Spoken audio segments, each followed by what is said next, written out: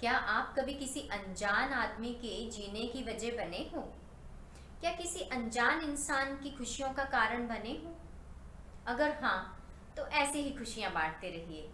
और अगर नहीं, तो आज ये कहानी आपके लिए, जिसे सुन के आप भी मोटिवेट होंगे कि हम भी ऐसे ही खुशियाँ बांटें। मैं हूँ ज्योति और आप देख रहे हैं मेरा यूट्यूब चैनल मेरी डायरी से। तो जो कहानी आज मैं आपके लिए लेके आई हूँ वो ऐसे व्यक्ति की कहानी है जो लंबे समय से बहुत बीमार था और एक हॉस्पिटल में एडमिट था। अब जिस कमरे में वो एडमिट था उस कमरे में दो बेड थे। उस आदमी का बेड जो था वो दीवार की तरफ था और दूसरा बेड खिड़की की तरफ। तो जैसे अक्सर हॉस्पिटल्स में होता है, बीमार होते हैं लोग तो हॉस्पिटल जाते हैं, एडमिट होते हैं, ठीक होते हैं, घर चले जाते हैं। तो ऐसे ही वो जो खिड़की की तरफ बेड था उस पे भी लोग आते, ठीक होते, चले जाते, एडमिट होते, आते, ठीक होते, चले जाते।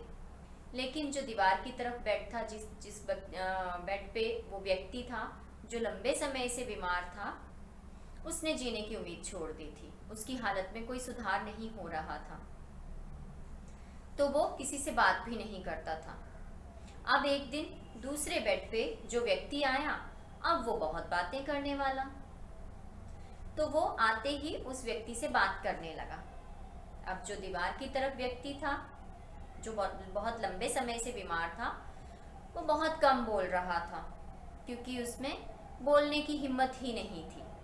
उसकी हालत बहुत ख़राब थी, दवाइयाँ उस पर कोई असर नहीं दिखा रही थी। उसे लगता था अब वो ठीक नहीं होगा। लेकिन जो दूसरी तरफ वो व्यक्ति था वो लगातार उससे बातें करता रहता, खूब उसे हंसाने की कोशिश करता। वो कहता, देखो मैं खिड़की की तरफ हूँ, मेरा बेड खिड़की की तरफ है, तो खिड़की से बाहर बहुत सुंदर गार्डन में देख सकता हूँ। इस गार्डन में बहुत सारे बर्ड्स हैं, सामने एक स्कूल दिख रहा है। कभी कहता कि सामने एक मंदिर है जिसमें अरे आज तो साज सजावट हो रही है मंदिर की, शायद यहाँ कोई प्रोग्राम होगा। और जो दूसरी तरफ वो व्यक्ति था वो ये सब सुनते सुनते सुनते सुनते उसको अब ऐसे लगने लगा था जैसे कि वो अपनी आंखों से ये दृश्य देख रहा हो। काफी दिन तक ये सब चलता रहा। वो जो खिड़की की तरफ व्यक्ति था वो अक्सर उसे कुछ ना कुछ बातें सुनाता बाहर देख के। कहता, अरे आज बच्चे अलग पोशाक में आए हैं, शायद इनके स्कूल में फैंसी ड्रेस कंपटीशन होगा। आज पार्क में बड़ी चहल पहल है, आज संडे है, आज लोग बाहर धूप सेक रहे हैं पार्क में बैठ के। तो ऐसे ऐसे वो खूब सारी बातें उसको बताते रहता। अब ये सब बातें वो दूसरा व्यक्ति सुन के उसके अंदर भी जीने की इच्छा जाग गई। उसकी भी हालत में सुधार होने लगा। वो सारी बातें उसकी सुन के इमेजिन करने लगा कि बाहर ये सब है। अब जल्दी ही दूसरे व्यक्ति को तो छुट्टी मिल गई, वो ठीक हो गया। तो वो जाते जाते उसे कह गया कि दोस्त जल्दी मिलेंगे, तुम भी जल्दी ठीक होके घर वापस आओ। अब वो चला गया। जब वो चला गया तो जो दीवार की तरफ जिसका बेड था उस व्यक्ति ने नर्स से कहा कि आप मुझे मेरा बेड जो है वो खिड़की की तरफ शिफ्ट कर दीजिए। नर्स ने कहा, ऐसा क्यों? कि मैं जैसे वो मुझे बाहर का नज़ारा बताता था मुझे बहुत खुशी होती थी, तो मैं खुद देखना चाहता हूँ बाहर ये सब चीज़ें, आप मेरा बेड वहाँ शिफ्ट करवा दीजिए।